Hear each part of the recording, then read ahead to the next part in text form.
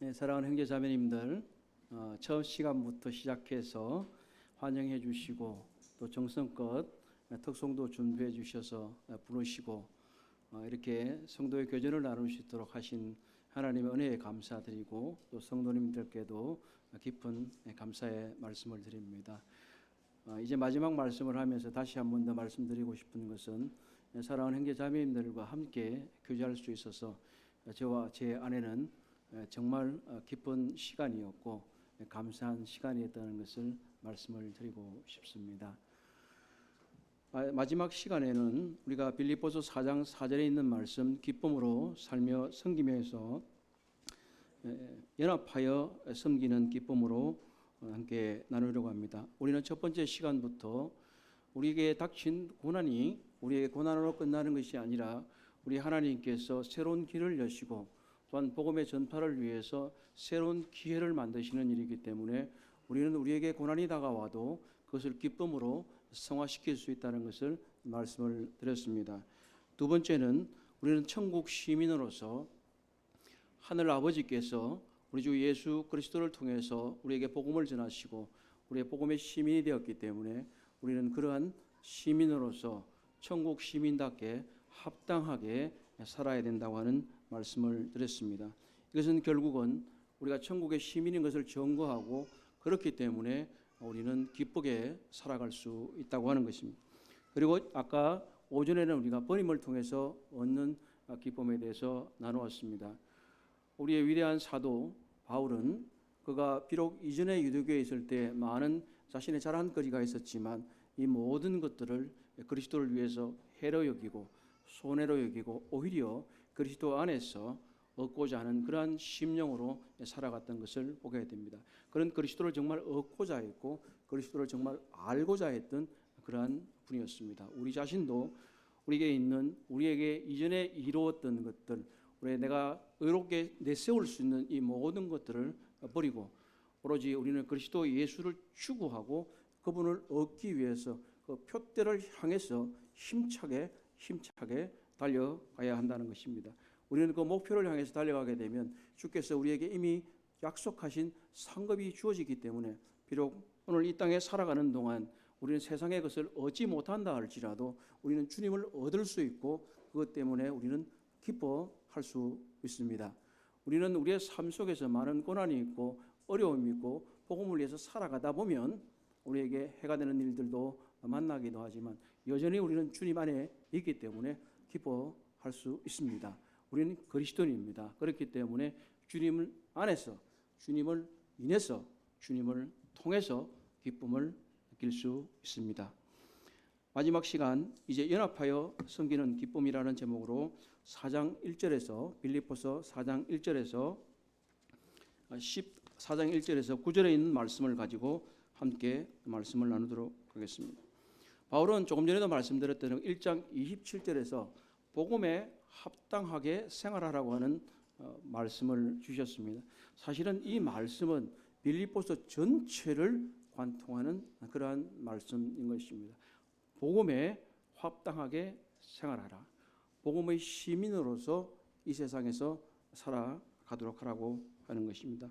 이제 바울은 이 마지막 단락에서 자신이 그동안 이야기해왔던 것들을 다 이제 정리하려고 합니다.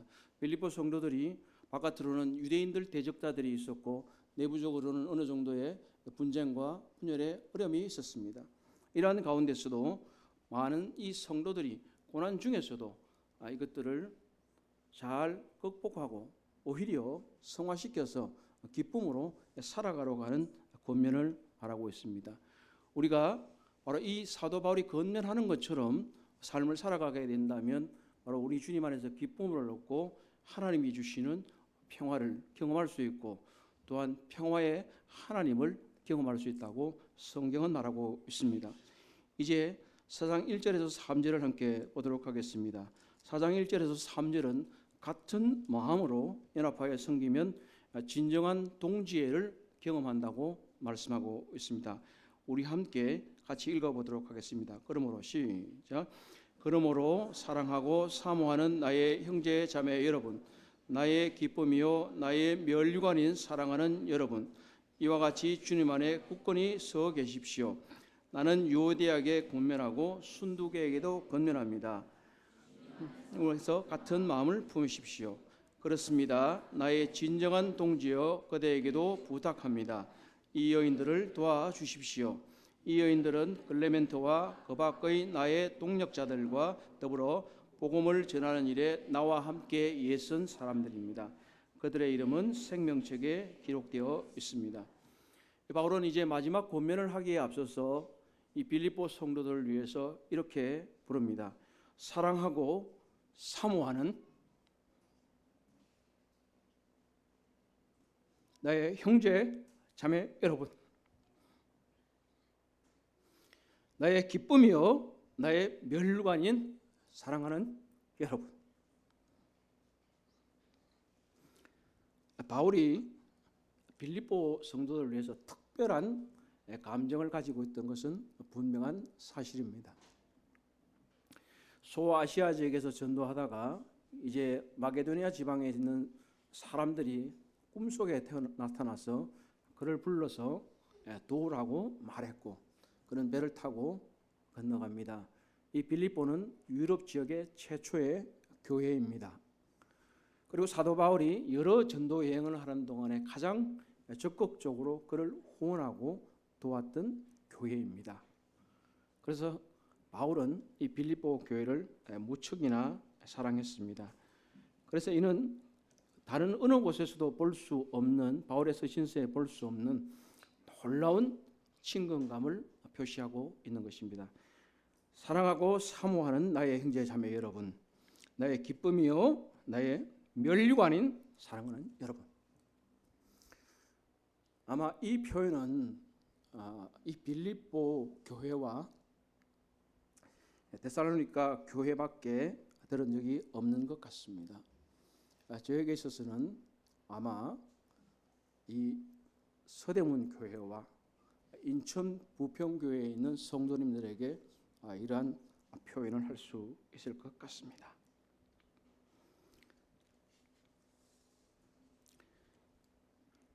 우리가 이러한 놀라운 고백을 듣는 것은 그의 친근한 마음의 표현이기도 하지만 또 한편으로는 그에게 있어서 이 빌립보 성도들을 교훈하는 데 있어서 매우 좋은 수사적인 장치로 사용되고 있다고 볼 수 있습니다. 왜냐하면 이것은 그의 심장을 담아서 그들에게 말하고 있기 때문입니다. 그들은 정말 바울이 사랑하는 사람들이었기 때문에 이 권면을 간절하게 받을 것에 대해서 바울은 독자들에게 이야기를 하고 있는 것입니다. 그래서 부디 권하는 것은 바울이 이 빌립보 성도들에게 나의 권면을 거절하지 말고 잘 받아주기를 바랍니다 라고 하는 뜻도 있는 것입니다. 우리는 이미 2장에서 요디아와 이 순두계라는 사람의 이야기를 잠깐 나누었습니다. 이분들의 이름 뜻은 한 사람은 요디아는 향기라고 하는 뜻이고 또한 순두계는 행복이라는 뜻입니다. 이것은 그리스적인 이름인데요. 이들이 무슨 이유인지는 알 수 없지만 심각한 분쟁과 분열 가운데 있었다고 하는 것입니다. 그들은 정말 주님의 향기를 제대로 품지도 않았고 그들에게 사람들에게 행복을 주지도 못하는 불편한 그러한 모양새를 가지고 있었습니다. 그래서 바울은 앞에서 했던 것처럼 간절한 마음으로 이렇게 권유합니다. 내가 요디아를 권하고 순두계를 권합니다. 요디아와 순두계를 권합니다. 이렇게 말하지 않고 내가 요디아를 권합니다. 그리고 순두계를 권합니다. 주 안에서 같은 마음을 품으십시오. 이렇게 두 사람에게 각각 얘기하면서 인격적으로 접근하기 시작합니다. 한편으로 주 안에서 같은 마음을 품으라고 하는 얘기는 이제 구체적인 사례를 말하기에 앞서서 이미 2장에서 말한 대로 빌립보서 2장 2절에서 여러분은 같은 생각을 품고 같은 사랑을 가지고 뜻을 합하여 한 마음이 되어서 내 기쁨이 넘치게 해주십시오라고 말합니다. 같은 생각, 같은 사랑, 같은 뜻, 그리고 한 마음을 얘기하고 있는 것입니다. 이들은 비록 아마 이 여성들은 교회 안에서 좀 상당히 중요한 위치를 차지하고 있었던 것 같습니다. 아마 어떤 분들이 농담 삼아 얘기를 하더라고요. 성경학자들이 얘기하기를 아마 요대역의 순두개가 뭘 다퉜을까 생각했을 때는 아마 사도 바울을 이 사람들이 적극적으로 후원한 사람들이었기 때문에 선교 후원회장 자리를 놔두고 다투지 않았을까 하는 그런 얘기를 하기도 합니다. 우리 또 서대문교회가 찬양을 잘 하시잖아요. 제가 이 찬양단을 보면 마음에 굉장히 감회가 새로워요.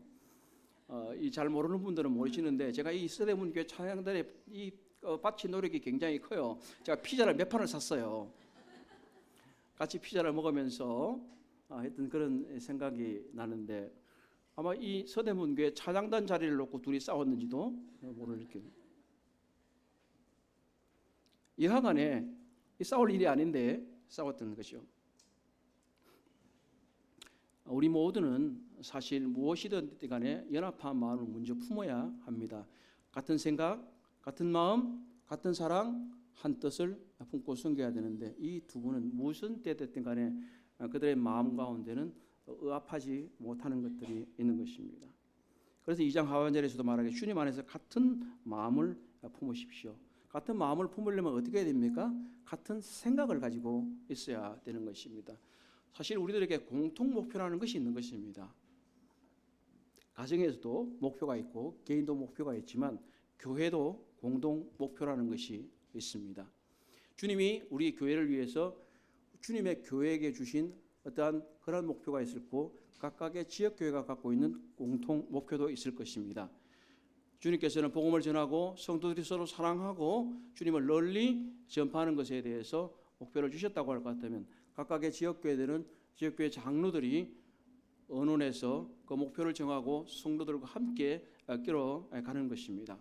그렇다면 우리는 사실 이 공통 목표에 대해서 같은 생각을 가지고 같은 마음을 품고 같은 뜻을 가지고 행해야 된다고 하는 것을 이야기해 주고 있는 것입니다. 사실 우리가 주 예수 그리스도가 주라고 하는 것을 인정을 한다면 주 안에서 주님의 주재권을 인정한다면 그분이 주님이시기 때문에 그분이 우리의 주인이시기 때문에 주님이 뜻하시는 대로 살아야 한다고 하는 것입니다.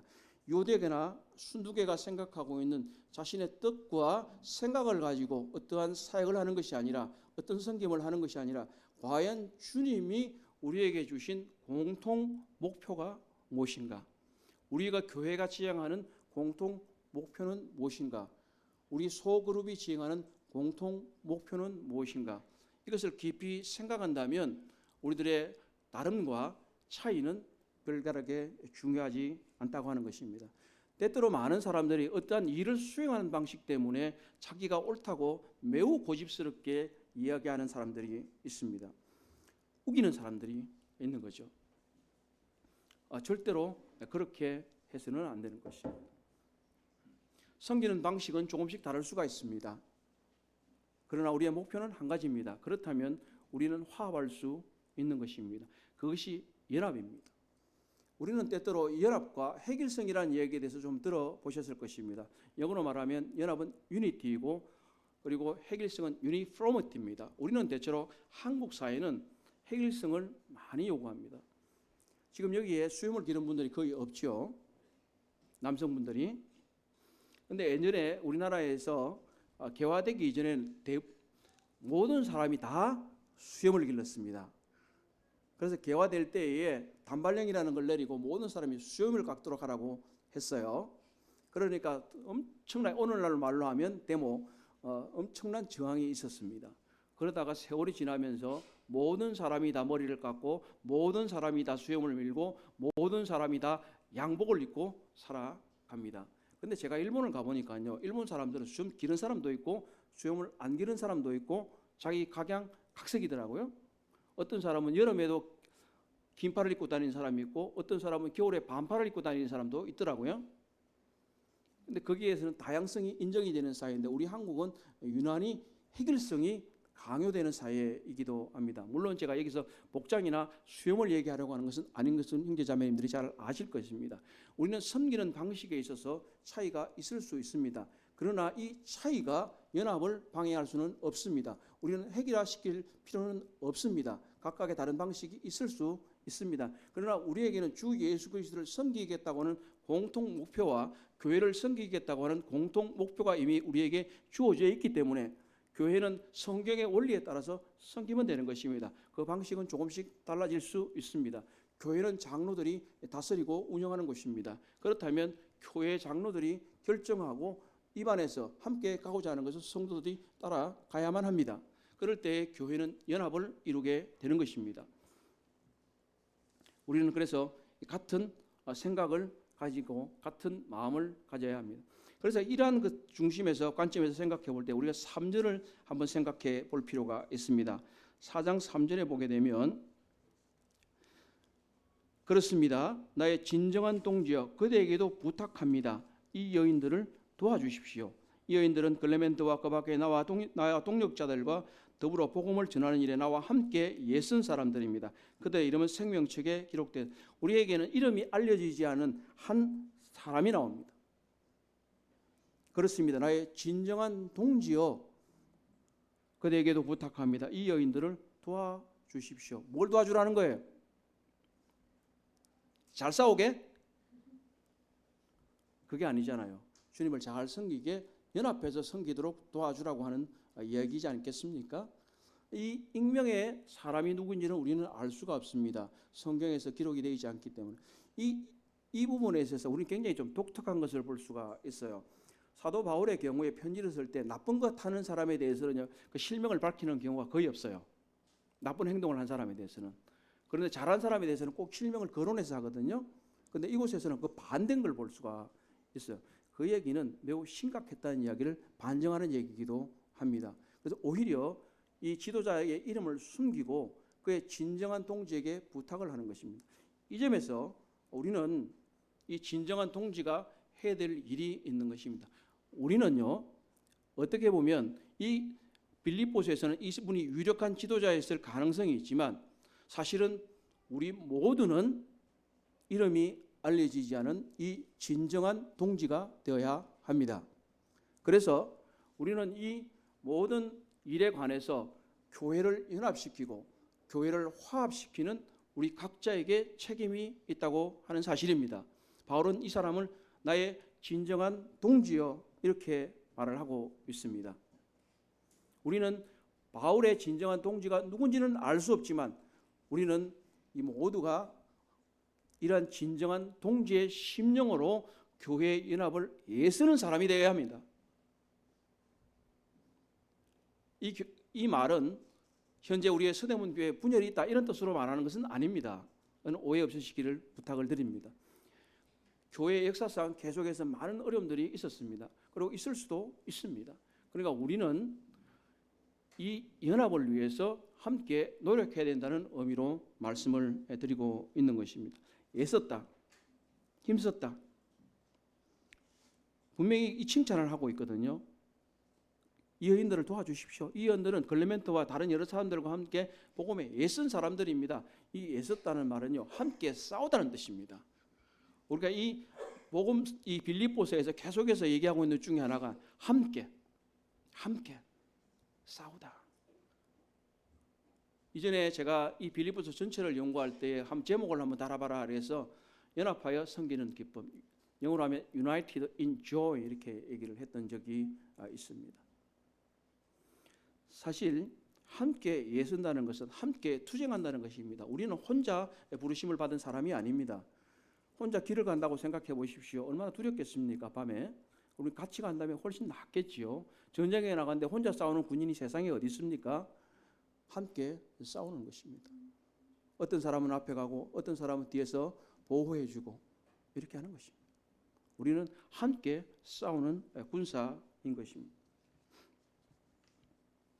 사실 이 동지라는 말, 동역자라는 말을 생각하면서 우리가 우리의 상대방들 또 성도들 나의 가족 구성원들을 대할 때 어떻게 대해야 한다는 것을 생각해 보아야 됩니다. 우리는 우리들 가운데에서 혹이라도 다툼이 생긴다 하더라도 결코 그 성도는 나의 적이 아닙니다. 나의 가족 구성원 중에 나를 괴롭히는 사람이 있다 할지라도 그 사람은 결코 나의 적이 아닙니다. 그들은 나의 사랑하는 가족이요 나의 사랑하는 성도인 것입니다.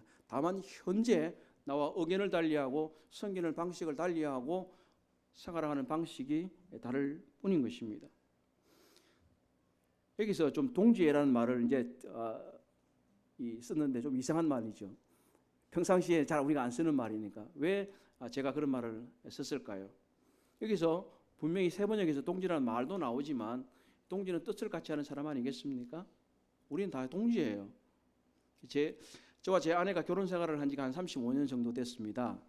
그래서 가끔 가다가 이제 둘이서 이제 좀 힘든 일을 겪고 나면 하는 얘기가 있어요. 제가 아내한테 안동지 수고 많았어. 그래요. 그럼 제 안경자매도 저한테 허동지 고생했어요. 우리는 산전수전을 겪은 동지예요. 저 부부 생활을 했지만 뭐 누구 말대로 뭐 사랑으로 사나 정으로 사나 뭐 이런 얘기도 있는데 우리는 사랑과 정이 다 붙어 있고 또 우리는 역경을 함께 이겨내온 사이이기 때문에 우리는 동지예요. 자, 이 시점에서 옆에 계신 형제 자매님들을 보고 한번 성을 붙여서 동지라고 한번 불러 보십시오. 자, 안동지.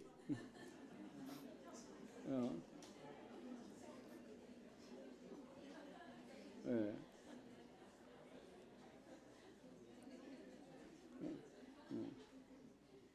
우리는 다 동지입니다. 그렇잖아요? 예. 우리는 정말 동지애를 갖고 섬겨야 돼요. 나와 의견이 다르다고, 나와 섬기는 방식이 다르다고 절대 우리의 적이 아니에요. 우리 모두는 사랑하는 성도이고 나의 친구이고 나의 동지이고 나의 동료이고 나의 동역자입니다. 그렇기 때문에 우리는 우리 모두를 다 함께 귀하게 생각하고 우리의 조금의 차이가 있을지라도 우리는 연합을 위해서 함께 섬겨야만 합니다. 제가 요즘 읽고 있는 책 중에 이런 것이 있습니다. 험담 그 일상의 언어라는 책이 있습니다. 우리 험담 굉장히 많이 해요. 생각보다도 험담 많이 합니다. 이제 제목 자체가 그랬잖아. 험담 그 일상의 언어. 뒤에서 씹는다 이런 말 하죠. 앞에서 씹는 것도 좀 문제긴 하지만 뒤에서 씹는 게 더 큰 문제이기는 해요. 뭐 옆에서 씹는 사람도 있기는 하지만 어쨌든 뭐 고기만 씹으세요. 우리가 그만큼 사실은 험담을 많이 해요. 자기도 모르는 사이에 남을 비방하고 남을 헐뜯습니다. 그것이 우리들의 현실인 것 같아요. 그것이 바로 우리의 연합을 해치는 것입니다. 그 가운데서 지뢰밭 대화라는 것이 있어요. 그래서 이 보면 이 의견이 안 맞는 사람들끼리 문제가 있는 사람끼리 대화할 때 백발백중 실패하는 경우가 굉장히 많아요. 그래서 제가 굉장히 좀 중요하게 생각하고 제 카톡에다가 이제 사진을 찍어가지고 제가 해놨어요. 지뢰밭 대화를 피하는 10가지 방법 이렇게 있어요. 그래서 그 중에 2가지만 제가 좀 소개를 좀 해드리겠습니다. 첫 번째, 영적으로 준비해라. 항상 어려운 사람들과 문제 있는 분들과 대화할 때는 영적으로 미리 준비해야 합니다. 기도해야 합니다. 그렇지 않고 무턱대고 자기 생각대로 나오는 대로 말을 하기 시작하면 백발백중 실패합니다. 싸울 수밖에 없습니다. 그렇기 때문에 우리는 먼저 어려운 분들과 대화하려면 기도해야 됩니다. 기도로 준비해야 됩니다. 2번째, 의견 차이가 있을 때 그리스도를 닮은 태도를 유지하는 데 도움이 되는 3가지를 스스로 질문하라. 첫째, 나와 의견이 다른 사람에게 내가 빚진 것은 무엇인가? 지금 당장 다투고 있을지라도 늘 그랬던 것이 아닐 수 있습니다. 은혜를 입었던 것이 있을 수 있습니다. 그 사람에게 은혜를 입었다면 지금의 의견이 좀 다르다 할지라도 그 은혜를 먼저 한번 생각해 보아야 됩니다. 2번째, 나와 의견이 다른 사람에게 내가 배울 것은 무엇인가? 너무 내 의견만을 내서 그런 게 아니라 내가 이 사람에게 배울 게 뭐가 있을까? 3번째, 나와 의견이 다른 이 사람을 어떤 자세로 대해야 하는가? 어떤 자세로, 어떤 태도로, 어떤 말씨로 우리의 부드럽고 친절한 말씨 그리고 어떤 때는 서로 몸짓까지도 때로 우리는 말이 아니라 우리의 몸짓으로 적대감을 나타내는 경우가 가끔 있습니다. 그것마저도 조심해야 하는 것입니다. 바울이 유대와 순두개를 권면할 때 그 원인이 무엇인지 어떻게 싸우는지 우리가 알 수는 없지만 우리는 연합을 위해서 노력해야 되는 사실에 대해서 이 사도 바울의 권면을 받아야만 하는 것입니다. 그리고 바울이 거명한 이름 없는 한 교회의 성도처럼 그분은 비록 이름이 알려지지 않았지만 사도 바울의 동지였습니다. 우리는 우리 모두가 동지가 되어서 우리는 비록 이름이 남겨지지 않는다 할지라도 우리는 연합을 위해서 함께 노력하고 이 교회의 어려움, 내 가정의 어려움들을 도울 수 있는 바울이 나의 동지여, 나의 사랑하는 동지여 그들을 도우라 라고 말했기 때문에 우리는 이 이름 없는 동지가 되어야 합니다. 그래서 우리는 이 사랑하는 동지애를 발휘해야만 합니다. 두 번째로 이 연합 분열을 방지하고 연합하면 하는 것은 바로 관용과 기도라고 성경은 말하고 있습니다. 우리 4장 4절에서 7절을 보게 되면 관용과 기도는 하나님의 평화가 우리의 마음과 생각을 지킨다고 말을 하고 있습니다. 우리 함께 4장 4절부터 7절을 좀 읽도록 하겠습니다. 주님 안에서 시작.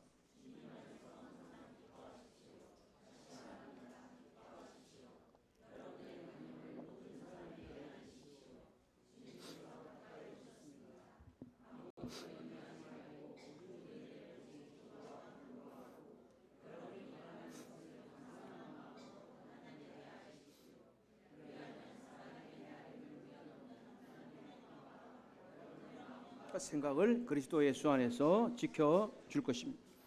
이제 본격적으로 다시 권면을 시작하면서 사도 바울은 다시 한 번 더 빌립보 성도들에게 말합니다. 이전에 처음에 기쁨의 멸류관이라고 말했던 그 성도들에게 이제 주님 안에서 항상 기뻐하십시오. 다시 말합니다. 기뻐하십시오.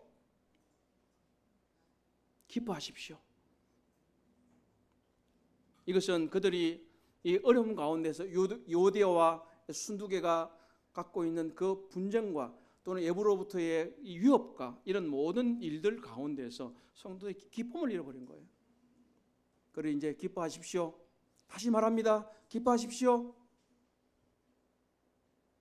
그러면서 이 근본 원인을 제거하기를 원합니다. 첫 번째 뭘 말합니까?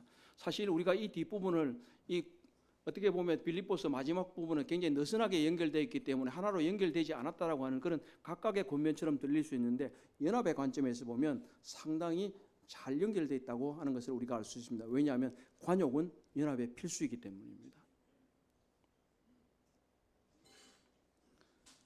우리는 이 성경의 말씀에서 뭐라고 말하고 있어요? 모든 사람에게 관용하라. 어떻습니까? 나한테 잘해주는 사람은 관용할 수가 있죠. 어떠십니까? 여러분들의 관용의 지수를 한번 평가한다면 제 관용의 지수를 평가한다면 몇 %나 될 것 같습니까? 50? 뭐 그 정도면 양호하겠죠. 70이면 더 좋겠죠. 90이면 더 좋겠고 아마 자기한테 잘하는 사람한테만 관용한다면 50의 점수를 드릴 수 있을 것 같습니다. 자기에게 반대하는 사람, 자기를 핍박하는 사람에게도 관용할 수 있다면 그 지수가 조금씩 더 올라간다고 생각이 되어집니다. 우리는 모든 사람에게 관용하라고 있습니다. 우리는 우리가 의견을 달리하는 사람을 관용하지 않고 용서하지 않는다면 마음의 평강을 얻을 수가 없습니다. 우리는 하나님의 평화를 경험할 수가 없습니다. 때때로 사람들이 자신에게 해를 끼쳤을 때 그 사람을 용서하라고는 말할 때 용서가 안 됩니다라고 말할 때에 이러한 충고를 듣습니다. 그 사람을 위해서 용서하지 말고 당신을 위해서 용서하십시오. 왜냐하면 그 사람은 용서하지 못할 수 있습니다. 그 사람이 행한 행위가 있기 때문에. 그러나 당신을 위해서, 나 스스로를 위해서 용서하십시오. 그걸 놓아 버리라고 하는 겁니다. 물에 던져 버리라고 하는 것입니다. 흘려 보내버리라고 한 것입니다. 그럴 때 우리들은 마음의 평강을 얻을 수가 있는 겁니다. 관용은요, 나를 위한 것이지 다른 사람을 위한 게 아닙니다. 우리는 관용할 때 마음의 평강을 얻을 수 있고 기쁨도 얻을 수 있습니다. 이렇게 마음 가운데 엉어리가 꽉 차서 내가 이것을 붙들고 있으면 결코 마음의 평강을 얻을 수 없습니다. 상대방은 생각도 않고 룰루랄라 잘 살고 있는데 왜 내 마음 가운데 그것을 그렇게 붙들고 있습니까? 관용하십시오. 그냥 용서해 주십시오. 누구를 위해서? 나를 위해서. 나를 위해서. 관용하십시오. 용서하십시오. 그럼 하나님의 평화를 경험하실 수 있습니다. 이 하나님의 평화를 경험하는 이 관용에 대해서 이것과 관련해서 굉장히 중요한 폰트가 있어요. 주님이 가까이 오셨습니다. 세 번요. 개역개정은 주님이 가깝습니다라고 했습니다. 이것은 두 가지로 나눌 수 있습니다. 하나는 시간적으로, 또 하나는 공간적으로입니다. 주님이 가까이 오십니다, 가까이 오셨습니다라고 말할 때는 이제 주님의 재림이 다 다가왔습니다라고 하는 것이죠. 그렇다면 주님이 이제 곧 다시 오신다면 이 세상에 정오가 무엇이며, 이 세상의 원한이 무엇이며, 이 세상의 집착이 무엇입니까? 이것들은 다 사라지고 주님과 함께 거하게 될 텐데, 이것들이 얼마나 그렇게 크게 중요한 일이겠습니까? 주님 다시 오신다는데 뭐가 그렇게 중요한 일이냐고요. 내가 이 집착해서 들고 있어봐야 별 것도 없고 소용도 없고 이미 다 지나가 버릴 건데 아무 소용이 없다는 것이. 그리고 공간적으로는 주님이 정말 나와 가까이 계시다고 하는 사실이에요. 우리 주님은 저 하늘 위에서 그냥 우리를 쳐다보고 계시는 분이 아닙니다. 그분은 하나님 보좌 우편에 계셔서 우리를 위해서 간구하는 우리의 큰 대제사장이십니다. 그뿐만 아니라 우리 주께서 말씀하실 때에 내가 가면 너에게 유익하다, 내가 성령을 너희로 하나님 아버지께로부터 보내겠다라고 말씀하셨고, 믿는 그리스도인 모두에게는 주의 성령이 우리들의 마음 가운데 계시기 때문에, 주님의 성령이 우리들 가운데 계시기 때문에 우리는 공간적으로 바로 주님과 함께 가까이 있고 동행한다고 하는 사실입니다. 우리 주님이 가까이 오실 날이 가까이 왔고 우리 주님의 성령이 나와 함께 계신다면 용서하지 못할 일이 도대체 어디에 있겠습니까? 물론 어렵습니다. 그럴 수 있습니다. 그러나 우리 모두는 이런 것들을 깊이 생각해야 된다. 주께서 가까우십니다. 주께 가까이 계십니다. 그렇다면 우리 모든 사람의 우리의 관용을 모든 사람에게 나타내야 한다고 말하는 것입니다. 우리가 관용할 때 비로소 사람들은 우리들 가운데 있는 그리스도를 발견하게 될 것이고, 우리가 관용할 때에 비로소 우리가 그리스도인인 것을 알게 될 것이고, 그분들이 주님을 배우게 될 것입니다. 우리가 관용하지 않는다면 우리는 사람들이 우리를 까다로운 사람으로 여길 뿐만 아니라 우리 주님이 그런 분으로 여겨질 것입니다. 우리가 관용하고 사랑하고 그들을 용서할 때 그들은 주님이 죄인을 한량없는 은혜로 용서하시는 분이라는 것을 발견할 수 있을 것입니다. 우리는 관용해야 합니다. 그것은 우리가 주님을 믿는 사람들인 것입니다. 6절에서는 아무것도 염려하지 말라고 하는 것입니다. 걱정하지 말라. 염려라는 건 뭡니까? 우리의 마음을 끌어가는 것을 이야기하는 거예요. 우리의 소망도 우리를 한쪽으로 끌어갑니다. 저쪽 방향으로 끌어가면 우리의 염려도 우리의 마음을 붙들어서 가지고 갑니다. 그러면 우리의 소망과 염려가 각각 움직이게 되면 얼마나 괴롭겠습니까? 우리는 우리의 염려가 우리를 끌어가지 않도록 하여야 합니다. 염려 대신에 우리는 올바른 기도가 필요한 것입니다. 우리는 기도가 필요합니다. 4장 6절에서 7절에 있는 말씀은 바로 우리가 기도하세요라고 말하지 않고 바울은 기도하라, 간구해라, 감사해라 이런 게 얘기를 하고 있습니다. 우리에게 이 세 가지 요소가 굉장히 다 중요한데요. 기도는 사실 하나님께 나아가는 가장 일반적인 용어입니다. 그것은 우리가 어떤 우리의 요구 사항만을 가지고 말씀드리는 게 아니고, 기도는 하나님께 나아가는 겁니다. 하나님과 대화하는 겁니다. 우리의 문제가 있을 때 하나님 앞에 나아가는 겁니다. 하나님과 대화를 하는 겁니다. 만나는 겁니다. 이것이 기도입니다. 그리고 간구할 수 있습니다. 간절한 우리의 기도 제목들이 있지 않습니까? 해결해야 될 것들이 있지 않겠습니까? 그때 하나님께 간구하는 것입니다. 그리고 잊지 말아야 될 것은 감사입니다. 우리는 때때로 너무 감사를 하지 않고 살아요. 말로는 감사하지만 실제로 그것들이 잘 이루어지지 않는 것입니다. 우리는 우리의 기도 가운데에서 기도와 간구와 감사가 함께 있어야 된다고 하는 것입니다. 그때 비로소 하나님의 평화가 우리의 마음을 지켜준다고 하는 것입니다. 우리가 관용할 때에, 다른 사람들을 후히 용서할 때에, 그리고 우리가 하나님 앞에 기도로 나아갈 때에 하나님께서 우리의 염려를 해결해 주시고 하나님의 평화를 우리에게 주신다고 하는 사실입니다. 우리가 4장 6절과 7절을 단순히 우리가 이 빌립보서의 배경을 생각해서 우리가 필요한 것들을 하나님께서 후히 주시겠다라고 약속하는 그런 것만이 아니라 이 평화의 맥락에서, 연합의 맥락에서 잘 한번 생각해 보시게 되면, 우리의 관용을 베풀고 우리가 하나님 앞에서 간절한 마음으로 하나님과 교제하게 될 때 하나님은 우리의 마음에 평화를 주신다고 하는 사실이에요. 그리고 다른 사람과의 평화도 주신다고 하는 것입니다. 하나님의 평화는 무엇을 지킵니까? 우리의 마음과 생각을 지킨다라고 말하고 있습니다. 마음은 무엇입니까? 우리의 느낌을 말합니다. 그리고 생각은 우리의 이성을 말합니다. 하나님께서는 우리의 지정의에 있어서 이 부분에서 우리 내면에 있는 이 감정과 우리의 생각 모두를 지켜주신다고 말하고 있는 것입니다. 감정과 생각만큼 멀리 달아나는 것은 아무것도 없습니다. 우리의 몸은 제한되어 있기 때문에 여기서 저기 가는데도 시간이 걸리지만 우리의 감정은 얼마나 멀리 빨리 갈 수 있는지 모릅니다. 우리의 미움도 얼마나 빨리 멀리 날아가는지 모릅니다. 그렇지 않습니까? 우리의 생각은 생각에 생각을 낳고 계속해서 많은 생각을 낳고 생각은 생각을 또한 부풀리게 마련입니다. 우리는 우리의 감정과 생각을 통제하기에 역부족인 사람들입니다. 그러나 우리의 간용과 기도를 통해서 우리는 우리 하나님께서 우리의 느낌과 생각을 통제하시고 붙들어 주시고 지켜 주신다고 하는 사실입니다. 우리의 감정과 느낌을 통제하지 못할 때, 우리의 생각을 통제하지 못할 때 우리는 불안을 느끼게 되고 평화하는 마음이 없습니다. 그러나 우리는 관용과 사람에게는 관용을 베풀고 하나님께 기도를 나아갈 때에 우리의 이러한 느낌과 생각을 지켜주셔서 하나님의 평화를 주신다고 하는 사실입니다. 우리가 때때로 우리를 괴롭히거나 힘들게 하거나 또 교회 가운데 어려움을 주는 분이 있으면 그 사람에 대해서 아까 제가 말씀드렸던 험담, 그 일상의 언어처럼 불평, 불만, 그 사람에 대한 뒤에서 하는 것, 이건 굉장히 쉽게 나옵니다. 그러잖아요. 그런데 우리가 그 사람을 위해서 얼만큼 기도해 보았냐는 하는 것은 또 다른 문제입니다. 그 사람 때문에 기도할 수 있고 그 사람을 위하여 기도할 수 있는 것입니다. 우리가 정말 너무 감당할 수 없는 사람들이라면 하나님께 그 처계를 맡길 수밖에 없습니다. 하나님, 제가 어쩔 수가 없습니다. 이 사람을 다뤄주시기를 바랍니다. 이 다윗이 했던 것이 바로 그런 것입니다. 시편을 보시면요, 탄원시라고 하는 것이 있습니다.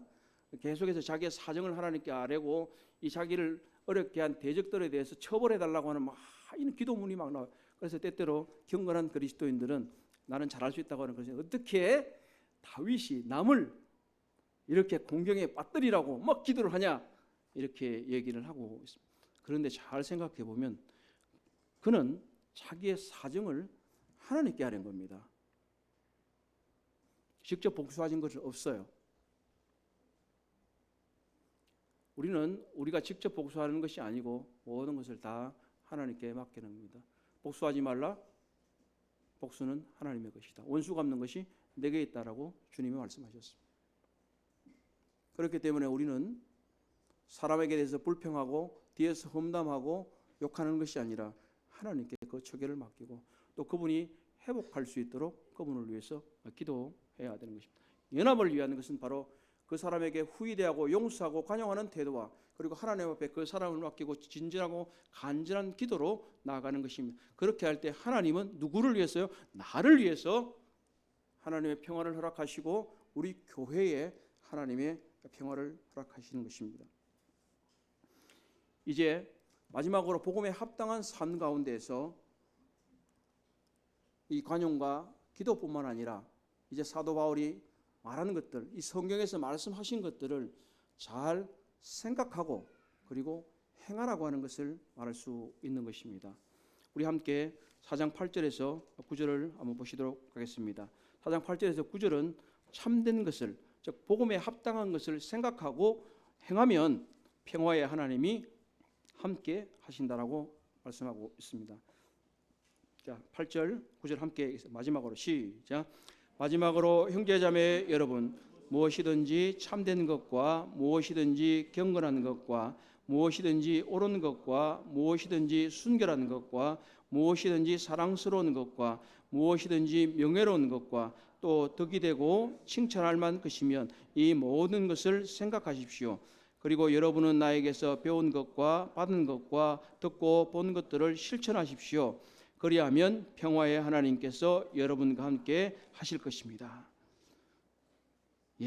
생각하라. 아까도 말씀드렸던 것처럼 논리적으로 한번 잘 이렇게 한번 탐구해서 자세히 생각해봐라.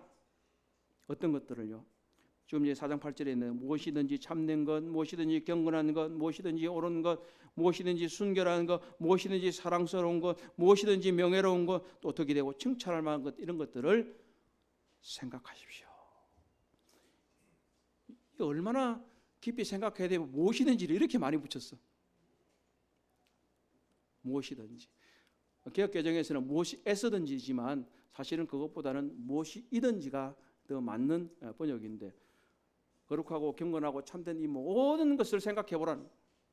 첫 번째, 모든 것은 참된 것을 생각해라. 무엇이든지 참된 것을 생각하십시오.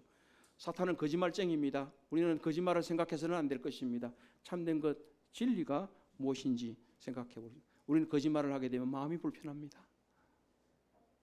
참된 것을 말할 때 비로소 우리는 마음의 평강을 얻습니다. 두 번째, 무엇이든지 경건한 것과 무엇이든지 옳은 것을 생각하라고 하는 권면을 또 받습니다.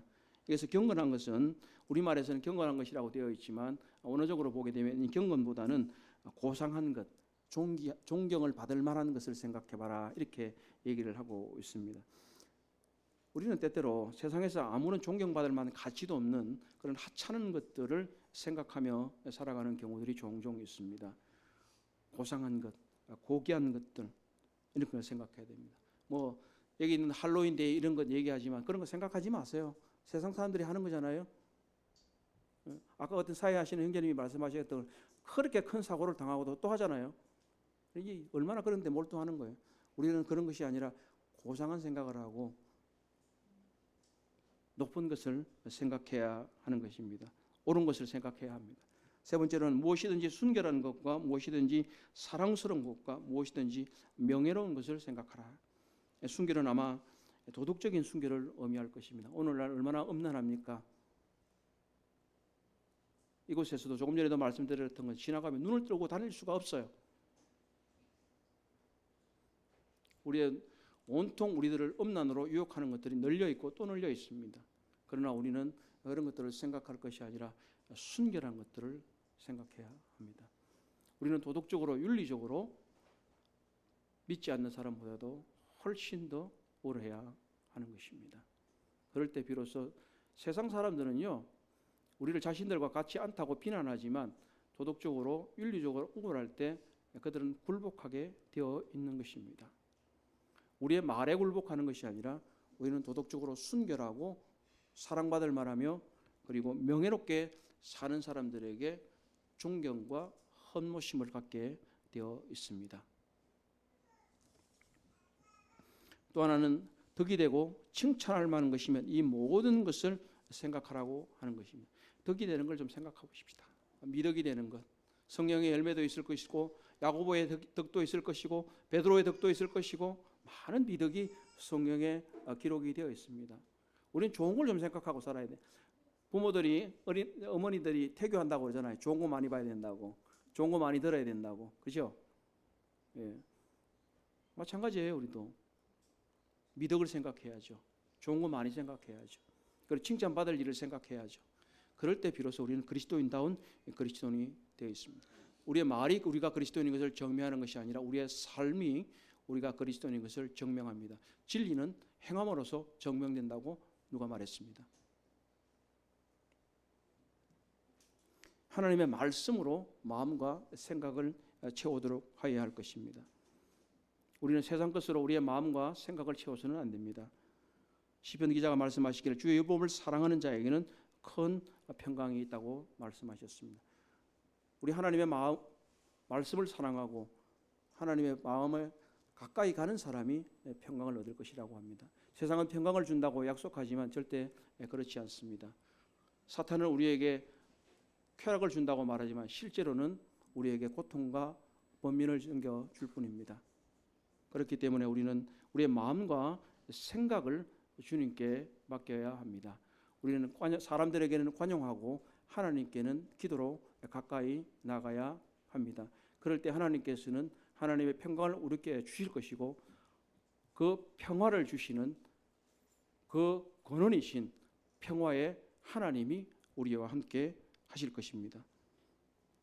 바로 이것을 바른 생활, 빌립보서 4장 바른 생활, 바르게 생활할 것에 대해서 빌립보서 4장 9절이 말하고 있습니다. 우리 함께 빌립보서 4장 9절을 다시 한번 읽어보기를 원합니다. 빌립보서 4장 9절 그리고 시작. 그리고 여러분은 나에게 배운 것과 받은 것과 듣고 본 것들을 실천하십시오. 그리하면 평화의 하나님께서 여러분을 함께 하실 것입니다. 외적인 행동과 내적인 태도는 절대 분리될 수 없습니다. 우리들의 마음에 있는 것이, 우리들의 생각 속에 있는 것이 우리들의 입을 통해서, 우리들의 행동 거지를 통해서 나오게 되어 있습니다. 그렇기 때문에 우리는 행동을 다스리기에 앞서 우리의 마음과 생각을 다스려야만 합니다. 우리의 마음과 생각을 다스리기 위해서는 하나님의 말씀이 우리들 속에서 꽉 차야만 하는 것이고, 우리의 마음과 생각이 기도를 통해서 하나님께 나아가야 합니다. 그렇지 않으면 우리의 마음과 생각은 자기들 그 마음대로 어디 멀리 날아가 버릴 거예요. 비행기보다도 훨씬 더 빠르고 비행기보다도 훨씬 더 멀리 갈 수 있는 것이 우리들의 마음과 생각입니다. 우리의 마음과 생각을 통제할 수 있는 것은 바로 평화의 하나님 그분이십니다.